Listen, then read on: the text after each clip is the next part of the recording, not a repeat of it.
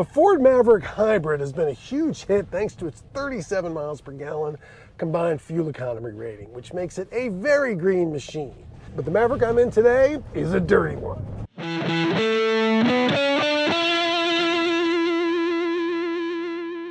The Maverick Tremor is the most off-road capable version of the compact pickup, although it's not technically its own model. It's a $3,495 option that you can add to the XLT or the Lariat like this one.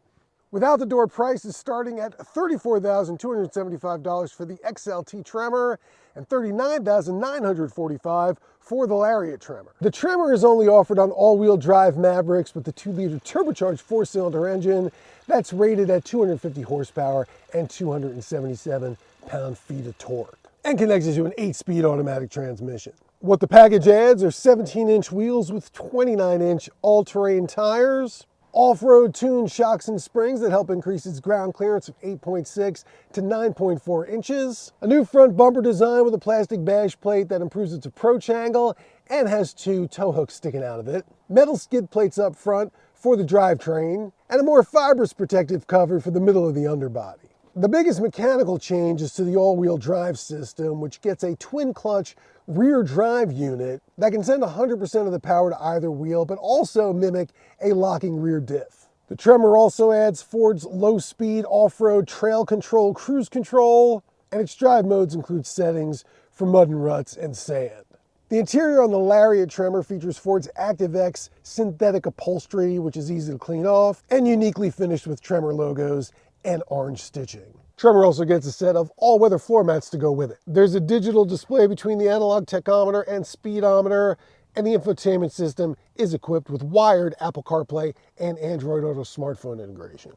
Considering this is a compact pickup and not a midsize like the Ranger, it doesn't do too poorly on my 6'1" scooch test where I see how I could fit behind myself, with the front seat set comfortably for me, in part because it's got these nice little indents in the back of the seat that you can slip your legs into and maybe even give the driver a massage. Along with that, you do have this armrest with cup holders and USB ports and a 400-watt 120-volt outlet. Plus the seat bottom flips up as one piece and there's a big storage bin underneath it. Out back in the larger storage compartment, which is 54 inches long, you'll find another outlet along with 2 12-volt leads to hook electronic gear up to.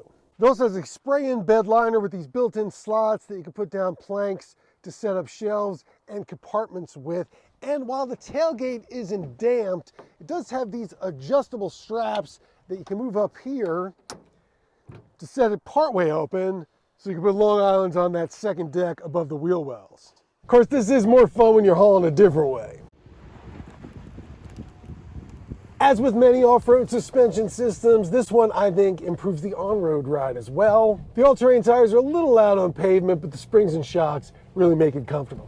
Off-road, this is its ideal environment. It's fantastic on sandy trails. Because while the front approach angle is over 30 degrees and pretty good, that long wheelbase and overhang mean the breakover and departure angles aren't well suited for rock crawl.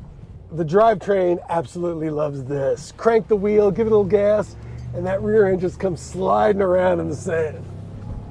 I bring a lot of trucks here. While this does have a decent amount of ground clearance, I guess the lower roof really does make it feel more like a car. In fact, a rally car.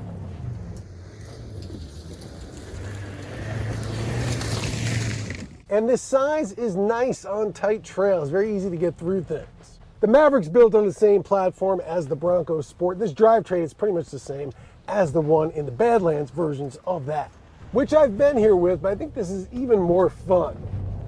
That long tail, a blast to just throw around. The extra off-road capability does come with a couple of compromises. The payload rating on this is 1,200 pounds, while other Maverick all-wheel drives can carry up to 1,500 pounds, and the tow rating is just 2,000. You can't get the 4,000-pound towing package that's available on non-Tremors. And on the Lariat, the Tremor is bundled with the Ford Copilot 360 package of electronic driver aids that includes adaptive cruise control and a very, very good lane centering system.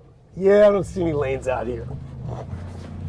As with most all-wheel drive systems, this one defaults to front-wheel drive for efficiency, which in this case results in a 21 miles per gallon combined fuel economy rating. That's not so great for a truck this small, but once it senses slip, in the wheels, it starts sending power to the rear. And if you want, you can lock it in four-wheel drive so it's all ready to go. And then there's the locking rear differential effect. So let's see how this works. Right now I'm on a 7-degree slope, got it set in the normal setting, and I'm just gonna floor it.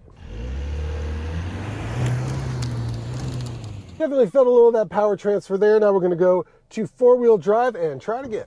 And for good measure, let's go ahead and lock that rear diff. Yeah, that's much more direct. Unfortunately, you can't get the Tremor package with the hybrid powertrain. In fact, that's only available with front-wheel drive right now. And while you can go much farther on a tank in that, you can have a lot more fun with the miles in this.